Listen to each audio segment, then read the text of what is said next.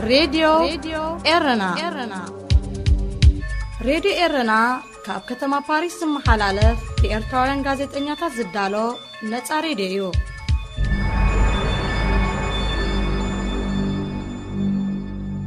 سلام كبرى سمعتي نايلومي سولوس سالاس حدار كلتاشان عسران حدن فنونا يفلم الله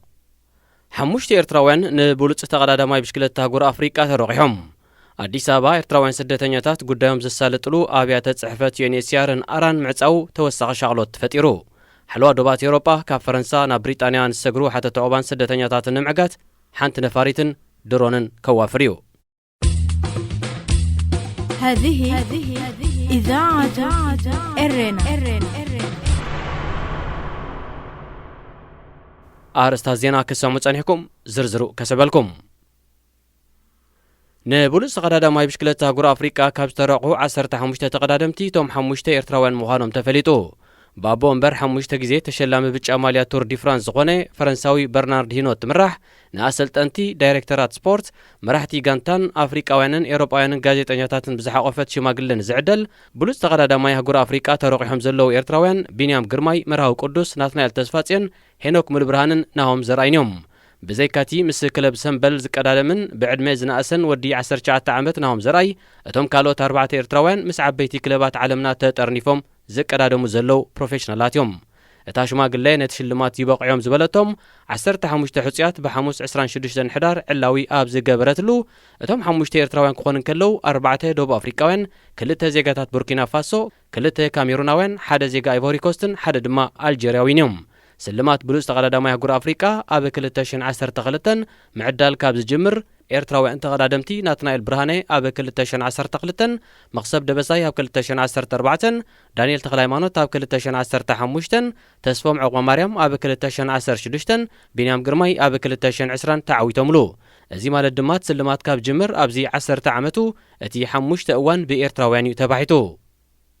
كبر سمعتنا بفلاي دما أفكار سبورت أزوم نسلمات بلوز تقدامي هاغور أفريقيا تحسيهم زلو 5 إرتراوያን ናይ زعمت زوعلهم كمينيرو زسالتو عماماتن زحفسو عوتاتن كي زدهسس سفيح مدب أب نايلومي مدب سبورت بزرزر كقرب مخانو أقدمنا كنحبركم نفتو أب إثيوبيا كتما አዲስ አበባ ዝርከብ ኤርትራውያን ስደተኛታት ጉዳዮም ዘሳለጥሉ አብያተ ጽሕፈት ላዕለዋይ ኮሚሽን ስደተኛታት ሕቡራት ሃገራት ዩኤንኤችሲአርን ጉዳይ ስደተኛታትን ካብ ስደት ተመለስትን አራን ምዕጻው ተወሳኺ ሻቅሎት ከም ዝፈጠረሎም ኤርትራውያን ወገናት ካብ አዲስ አበባ ሓቢሮም እቲ አብያተ ጽሕፈት ካብ ዓርቢ 26 ሕዳራት ሒዙ ከም ዝተዓጽወ ዘረጋገጹቶም ወገናት ኣብ ኢትዮጵያ ወግዓዊ ናይ ስደተኛታት ፈቃድ ተዋሂቦም ክነብሩ ጸንሑሞ ብምጥያስ ይኹን ምስ ስድራቤት ንምትእኻብ ናብ ካልእ ሃገራት ንምውጻእ ኣብ መስርሕ ጸንሑ ሓያሎ ኤርትራውያን ጉዳዮም ተሰናኺሉ ምህላው ኣመልኪቶም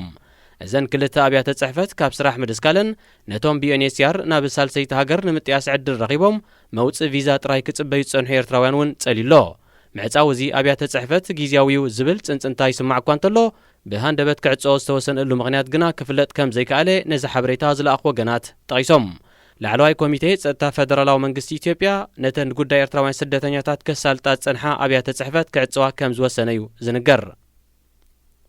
እዚ ከምዚ ኢሉ እንከሎ ኣብ ኢትዮጵያ ብስም ተዛረብቲ ትግርኛ ዝካየድ ዘሎ ሃንደበታዊ ተፍትሽ ግፋን ማእሰርትን ንሓያሎ ሰበስልጣን ጸጥታን ኣዘዝቲ ፖሊስን ምህጠሪ ውልቃዊ ጅቦኦም ይኸውን ኣለዎ ከብሉ እቶም ወገናት ኣሳኣል ብምስናይ ኣብ ዝሰደድዎ ተወሳኺ ሓበሬታ ኣገንዚቦም ሓልዋ ዶባት ኤውሮጳ ካብ ፈረንሳ ናብ ብሪጣንያ ንዝረአ ዘሎ ዋሕዚ ሓተት ዕቁባን ስደተኛታትን ንምዕጋት ካብ ሓደ ታሕሳሳት ሒዙ ነፋሪት ክዋፍር ምዃኑ ኣፍሊጡ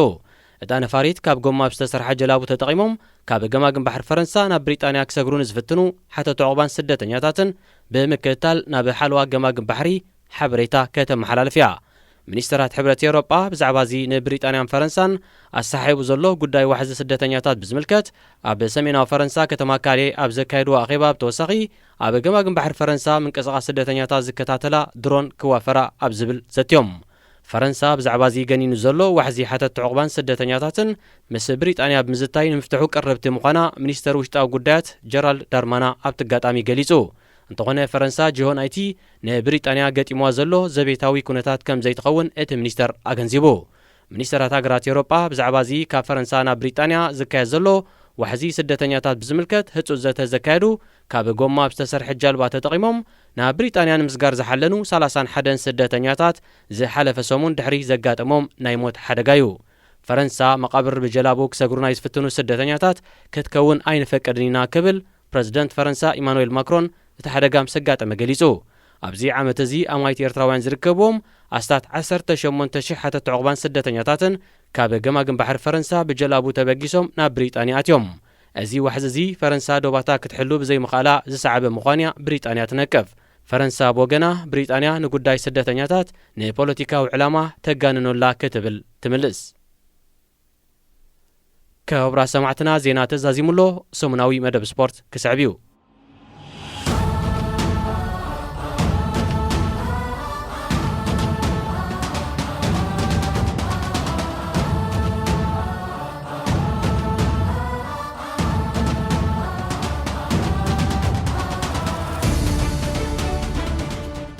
سلامن تعنان عقادكم يخون زي خبركم من زخبركم نافكار سبورت اب نايلومي سولوس على سحدار كل تشان 21 سومناوي ناي سبورت مدبنا نعمتاوي شلمات بلوس تقداماي افريقيا نعوتات ايرتراوያን اتلتات اب مدري اوروبان كالوت من سبورت تاساسرو فصاميتاتن حبريتاتاتن حزنالكم قريبنا لنا كتكتاتلونا كم ودرو بخبري نعدمكم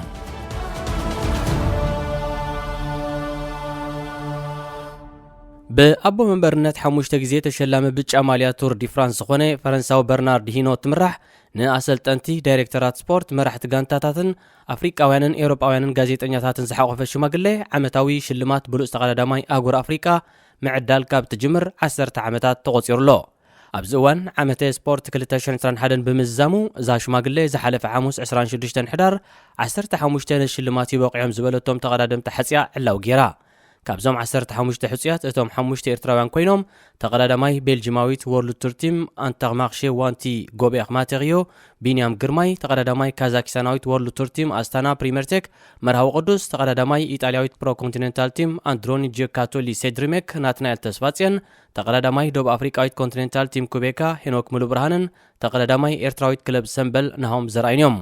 እቶም ዝተረፉ 10 ሕጽያት ድማ ደቡብ አፍሪካውያን ጉስታፍ ባሶን ኒኮላስ ዲላሚኒ ራያን ጊቦንስን ሉዊዝ ሜንቴዝን ተወለድቱ ቡርኪና ፋሶ ፖል ዳሞንትን ሱሌማን ኮነን ካሜሩናውያን ክሎቪስ ካሞዞንግን አርቱች ቴላን ከምኡውን አይቮሪያውያን ኢሳያካ ሲሴን አልጄሪያዊ ያስን ሐምዛንዮም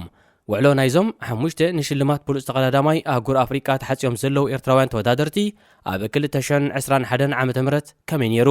زسالت وعماماتن زحفس وعوتاتن كي بحفشا انتا يمثل كتسيلنا كنرينا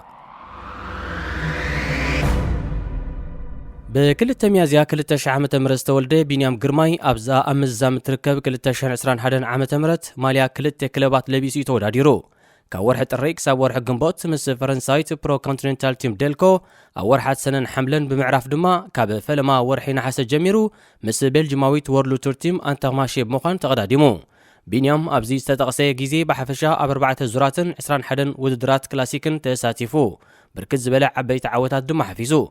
قال كابون متكاس أو وددر كلاسيك رويال برنارد روم كلاسيك فرنسا 7 درجة تروفيو ليغويلا إيطاليا 9 درجة تروفي هارموني ميتشويل فرنسا 6 درجة دروم فيونكور أوفريجيس بيلجيمن تور دو جورا فرنسا 7 درجة جران بيمونتي إيطاليا 5 درجة كمون أبك قداماي مدرخ زور بولاند 8 درجة بمحز نوردرو مسك قداموت 10 بولصات تقدادم تقوين وديو بزي كازي كيلا شكوا أوردر كلاسيك غران بيسانسون دوب فرنسا قداماي كوينو عوت نكلو أوردر كلاسيك تور دوب كالاي درجة بمحز أب مدرخ شلمات حقيرو نايز عامت زعابي عوت بينيامن إيرتران أبيل جميع تمزجبو إذا دمه ب24 مسكرم أوردر شامبيون قدم بشكل العالم تحت 23 عامت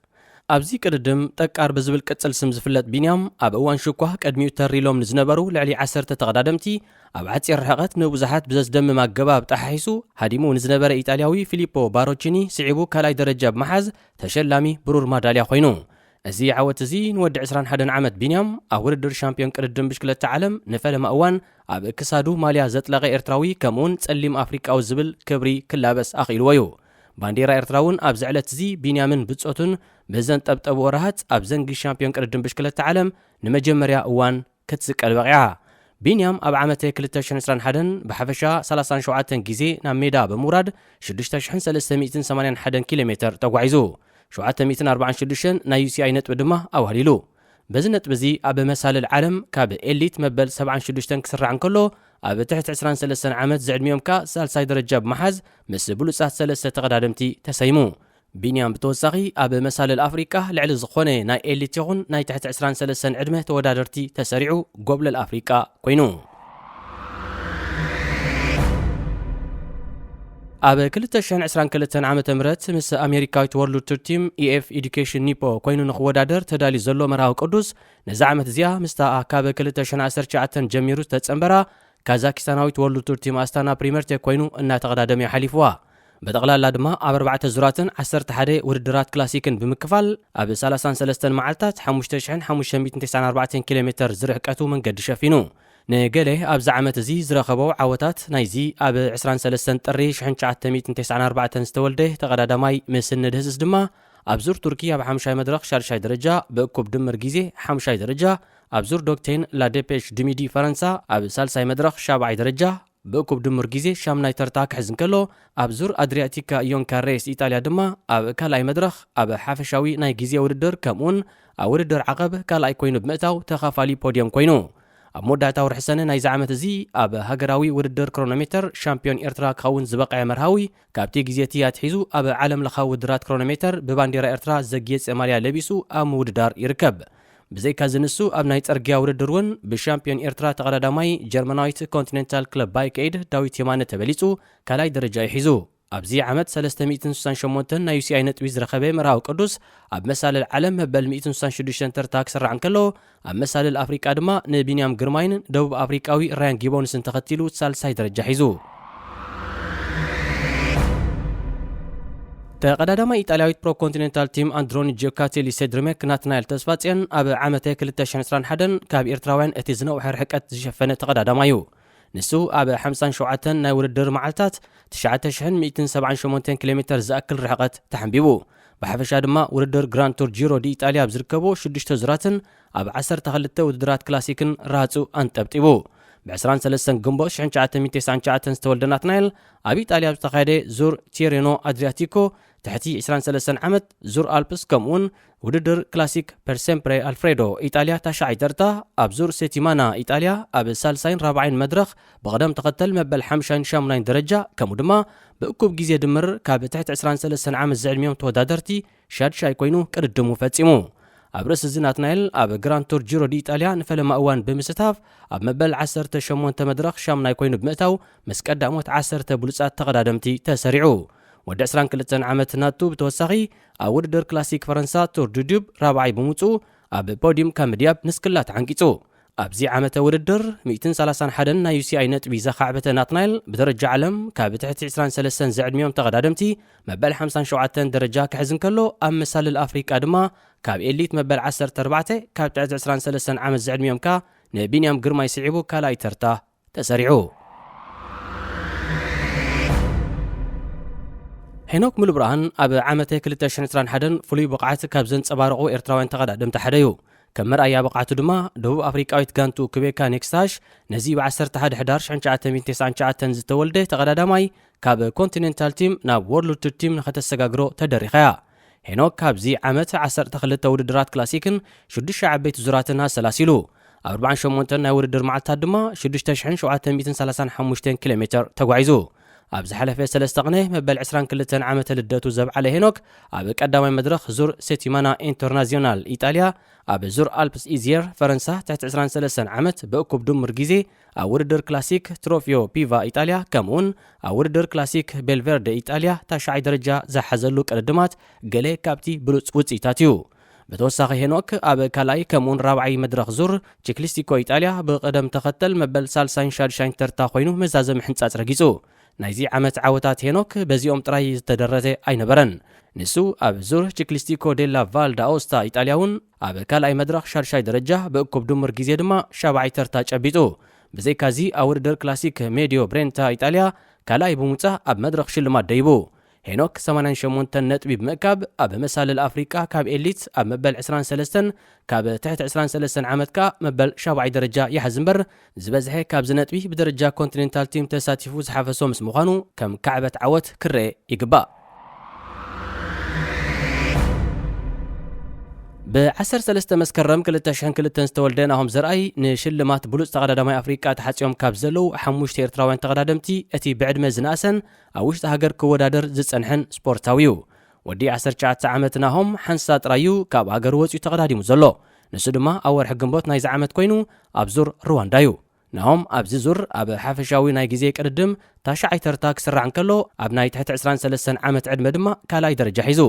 እዚ ተስፉ ተቐዳዳማይ ብዩሲኣይ ተፈላጥነት ኣብ ዘለዎ ኣብ 9 መዓልታት ውድድር ተቐዳዲሙ 168 ኪሎ ሜትር ምሽፋን 28 ነጥቢ ክእክብ ኪኢሉ ናሆም ኣብ ዙር ሩዋንዳ ዘርኣዮ ብቕዓት ብሩህ መጻኢ ከም ዘለዎ ዘመስከረ ብምዃኑ ደቡብ ኣፍሪቃዊት ኮንቲኔንታል ክለብ ኮቤካ ድሮ ናይ ሓደ ውዕል ኣፈሪማቶላ ኣብ 2022 ድማ ማልያ ናይ ዛጋንታ ለቢሱ ኣብ ውድድር ክንሪኦ ኢና። ነዚ ናይ ሎሚ ዓመት ሽልማት ብሉጽ ተቐዳዳማይ ኣህጉር ኣፍሪቃ ናይ ዝሓለፈ ዓመት ተዓዋቲ ቢንያም ግርማይ ደጊሙ ናብ ከብሒ ስልማቱ ንኸግዕዞ ዝለዓለ ትጽቢት ተገይሩሉ ኣሎ። ኣብ ወርልድ ቱር ቲም ኣንተርማርሼ ንቢንያም ወድጋንቱ ዝኾነ ደቡብ ኣፍሪቃዊ ሉዊዝ ሜንቴይዝን ኣባል ወርልድ ቱር ቲም ሕቡራት ኢማራት ዓረብ ወዲ ሃገሩ ራያን ጊቦንስን እቶም ንቢንያም በቐረባ ክወዳደርዎ ይኽእል እዮም ተባሂሎም ግምት ተዋሂቦም ዘሎ ተቐዳድምቲዮም። ሜንቴዝ ኣብዚ ዓመት እዚ ኣብ ቱር ዲ ፍራንስ ብግዜ መበል 14 ደረጃ ክሕዝ ዝኸኣለ ክኸውን ከሎ ጊቦንስ ከዓ ኤርትራውያን ተቐዳደምቲ ኣብ ዘይተሳተፍሉ ውድድር ሻምፒዮን ኣፍሪቃ ኣብ ክሮኖሜተርን ኣብ ቸርኪቶን ወርቂ ማዳልያ ወኒኑ ብተወሳኺ እውን ተዓዋቲ ውድድር ክላሲክ ትሮፊዮ ካልቪያ ስጳኛ ኮይኑ ነዚ ካብ 2012 ዓመተ ምህረታት ሒዙ ክወሃብ ዝጀመረ ክብሪ ቅድሚ ሕጂ ኤርትራውያን ተቐዳደምቲ ናትናኤል ብርሃነ ኣብ 2012 መኽሰብ ደበሳይ ኣብ 2014 ዳንኤል ተክለሃይማኖት ኣብ 2015 ተስፎም ዕቁባ ማርያም ኣብ 2016 ቢንያም ግርማይ ኣብ 2020 ተዓዊቶምሉ። ኤርትራውያን ኣትሌታት ኣብ ዝተፈላለዩ ውድድራት ጉያ እግሪ ህጡር ዓወታት ሓፊሶም በዚ መሰረት ኦሎምፒካዊት ኣትሌት ዶልቺ ተስፉ ብሰንበት 28 ሕዳር ኣብ ከተማ ማድሪድ ስጳኛ ዝተኻየደ ውድድር ጉያ ሞሮር ክሮስ ኢንተርናሽናል ደ ኣልኮቦንዳስ ቀዳመይቲ ምውፃእ ተሸላሚት ወርቂ ማዳልያን ዋንጫን ኮይና ነዚ 8.4 ኪሎ ሜትር ርሕቀት ዝነበረ ውድድር ብ26 ደቂቕን 45 ካልኢታትን ዘዓመመት ጓል 22 ዓመት ዶልቺ ድሕሪ ዓወታ ኣብ ዝገበረቶ ሓፂር ቃለ መጠይቕ እዚ ቅድድም ቀሊል ኣይነበረን ይኹን እምበር ኣነ ኣብ ጽቡቕ ኩነታት እየ ዘለኹ ንስመይ ምስ ቅድሚ ሕጂ ኣብዚ ቦታ ዝተዓወቱ ከም ዘርእሰናይ ታደሰ ኪዳነ ታደሰን ተኽለማርያም መድሕንን ዝኣመሰሉ ደቂ ሃገረይ ክጽሕፍ ብምኽኣለይ ንዓይ ክብሪ እዩ ዝመጽእ ወርሒ ጥሪ ኣብ ውሽጢ ሃገረይ ቅድድም እኳ እንተሃለወኒ ምድላዋተይ ግን ብዝያዳ ነቲ ኣብ ወርሒ ሓምለ ኣብ ኦሬጎን ሕቡራት መንግስታት ኣሜሪካ ዝካየድ ውድድር ሻምፒዮን ዓለም እናሓሰብኬ ዘካይ ዘለኹ ኣብዚ ድማ ነቲ ኣቐዲመ ኣብ ጃፓን ዝረኸብኮ ናይ መበል 15 ተርታ ውፅኢተይ ንኸመሓይሽ ተስፋ ገብር ኢላ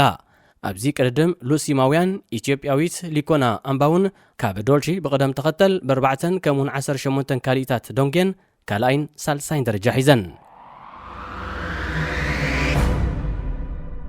ብቅድሚ ትማል ሰንበት ኣብ ባርሰሎና ስጳኛ ዝተሳለጠ 9.9 ኪሎ ሜትር ርሕቀት ኣብ ዝሓዘለ መበል 98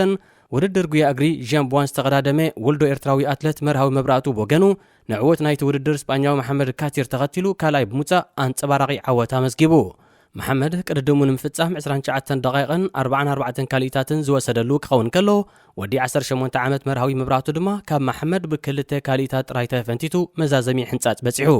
ሳልሳይ ዝወፀ ተወላዲ ዩራጋይ ሳንቲያጎ ካትሮፌ ከዓ ካብ መርሃዊ 29 ካልኢታት ዶንጊ ኣትዩ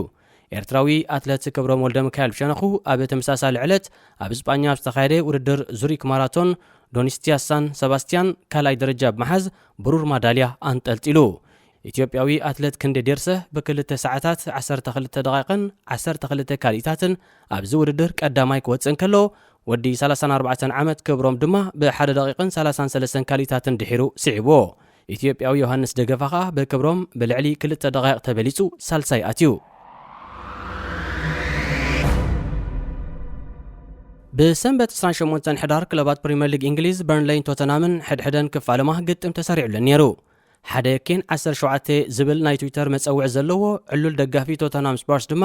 ምስ በዓልቲ ቤቱ ብሓባር ነቲ ፀወታ ንኽዕዘብ ካብ ዳላስ ሕቡራት መንግስታት ኣሜሪካ ናብ ለንደን ብሪጣንያ ናይ ልዕሊ 6400 ኪሎ ሜትር ጉዕዞ ብምክያድ ኣብ ስታድዮም ታርፍ ተረኺቡ እዞም መጻምቲ 31 ሰዓታት ዝወሰደ ጉዕዞ የካይዱ ዳ እምበር ነቲ ድቃስ ዝተሓረሙሉን ብድኻም ዝተሰነፍሉን ፀወታ ንኽዕዘብዎ ኣይተዓደሉን እቲ ምኽንያት ድማ ኣብ ዕለተ ግጥም ዕልቢ ዘይብሉ በረድ ብሰንኪ ምውራዱ እቲ ፀወታ ከም ዝስረዝ ስለ ዝተገብረ እዩ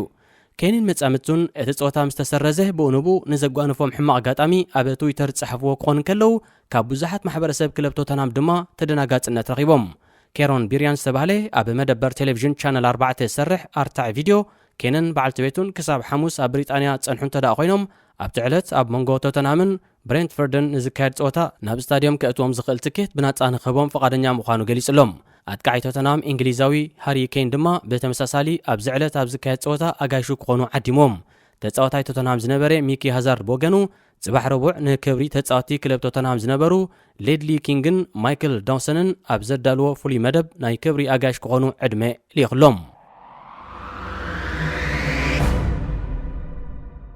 زي حلفه قدام ايطالياوين كلبات امبولين فيورنتينا دحر مصواتن غريتا بيغاغليا استبالت غازيطنيا اب اف دغ ستاديوم كارلو كاستيلاني كوينا صبصاب نايت صوتا تلفزيون بقطتا ناب تعزبتي ابت محلالفلو زنبرت اوان حدا دغافي مقمጫ طفا بيلوا كحلف ببركت زبلو تعزبتي تلفزيون ترايو ازي تگبار ناي زدغافي زي سنه مغباراونتو ابوتو خوينو بزياده فولين سگنطيرن زغبروغن نزي سدنت اب اوانتي بمولوم تصات سيريا ايطاليا اب لعلي دق نستيون زكاد زبيتاو عمت نمقوامن بزعبو افلطو نمبراخن صعرتات زكايدلو زلو اوان مفصاميو تصاوت سيريا ايطاليا اب زحلفه قدام سنبت نغصوم نوس عقن بزلو قي حبري قبيوم نميدا اتيوم اتي مخنياتكا دق نستيون زوردن زبيتاو عمت نمخنانن از صقم كغوانفن كلو دما نزملكتو اكال كحبرا كم زلون نمكسغواسنيو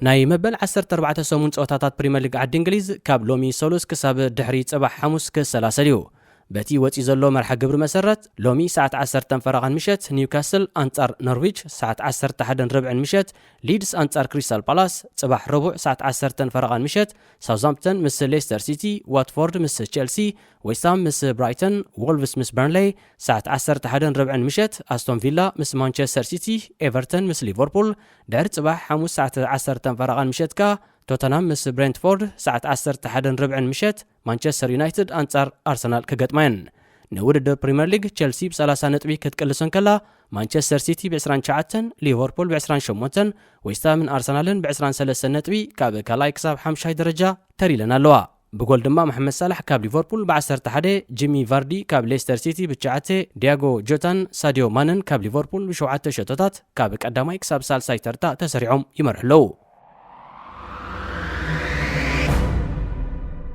كوبرات تخطاتلتنا نلومي أدالينا زنبرنا سومناوي مدب سبورت زازيمولو زمت سمون بخالق استفلالي تحسوتات كساب نراقب نقول لنا ببزلنا سلامة عنان كو خونلنا منه